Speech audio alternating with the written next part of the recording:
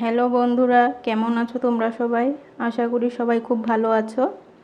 তো আজ আমি বানাবো আলু পটল দিয়ে সোয়াবিনের তরকারি। তো কীভাবে বানাবো চলো সেটা দেখে নেওয়া যাক। সবার প্রথম আমি এখানে নিয়েছি পটলটা এইভাবে পিস করে নিয়েছি। সয়াবিনটা আমি সেদ্ধ করে একটু তেল দিয়ে নুন হলুদ লঙ্কার গুঁড়ো দিয়ে ভেজে নিয়েছি। আলুটা এইভাবে পিস করে কেটে নিয়েছি। জিরের গুঁড়ো হলুদ লঙ্কার গুঁড়ো আছে, টমেটোটা পেস্ট করা আছে, একটু আদা বাটা, ফোড়নের জন্য তেজপাতা শুকনো লঙ্কা আর গোটা জিরে। সবার প্রথমে আমি শুকনো লঙ্কা আর তেজপাতাটা দিয়ে দিচ্ছি। ওটা একটু ভাজা হলে আমি জিরেটা দিয়ে দেব।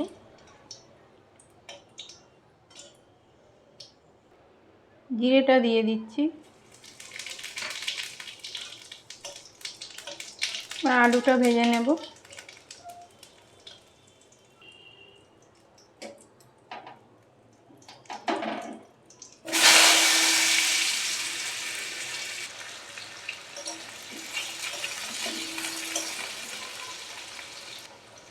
নুনটা অ্যাড করে দিচ্ছি।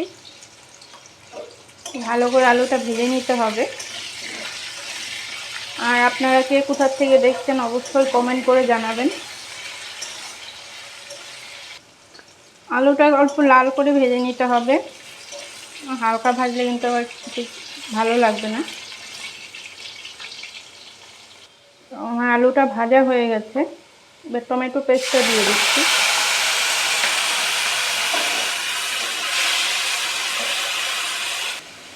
আপনারা এখানে টমেটোটা কেটে দিতে চাইলে সেটাও পিস পিস করে দিতে পারবেন। আমি পেস্ট করে দিয়েছি। আদাটা দিয়ে দিলাম, ভালো করে নেড়ে নিচ্ছি। এবার গুঁড়ো মশলাটা দিয়ে দেব। মশলাটা যাতে পুড়ে না যায় তার জন্য অল্প জল অ্যাড করছি।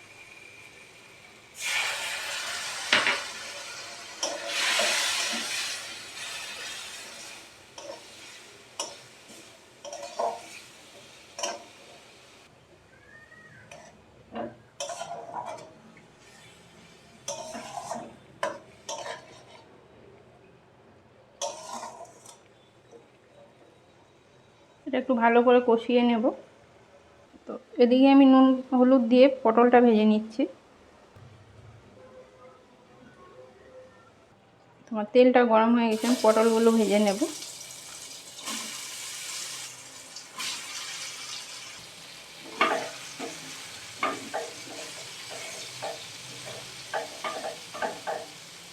আঁচটা কম করে নিয়ে ভাজতে হবে, নয়তো পুড়ে যাবে। তো দেখতেই পাচ্ছ আমার পটলটা প্রায় ভাজা হয়ে এসছে। আর অল্প ভেজে নেব। পটল ভাজাটা কমপ্লিট হয়ে গেছে। এবার গ্যাসের ফ্লেমটা অফ করে দিচ্ছি। আর এদিকে আমার মশলাটা কষানো হয়ে গেছে।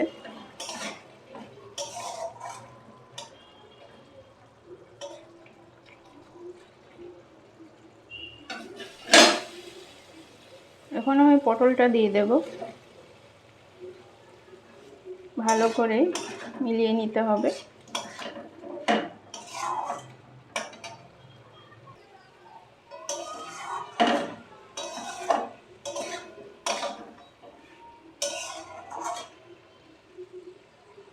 এখন সোয়াবিনটাও অ্যাড করছি।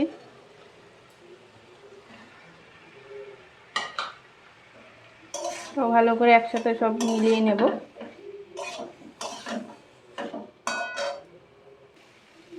অল্প চিনি দিতে হবে মিষ্টির জন্য। আমার এটা কষানো হয়ে গেছে, এখন আমি জল দিয়ে দেব।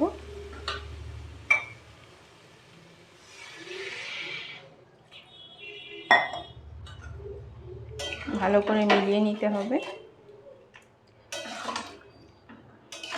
আপনারাও বাড়িতে ট্রাই করবেন, করে আমাকে জানাবেন। শুধু পটল আর আলু দিয়ে তো তরকারি খাওয়া হয়, সোয়াবিন দিয়ে তো খান।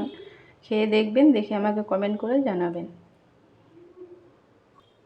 খুব বেশি জল দেব না, আমি যেহেতু এটা একটু মাখা মাখা করবো ওর জন্য জলটা বেশি দিলাম না।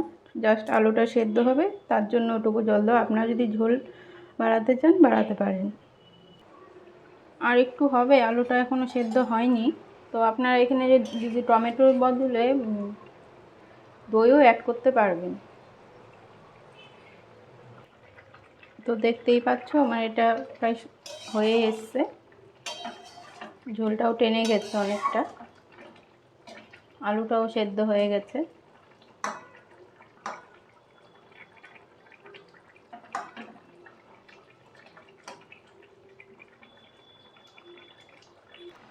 তো গরম মশলা অ্যাড করে দিচ্ছি।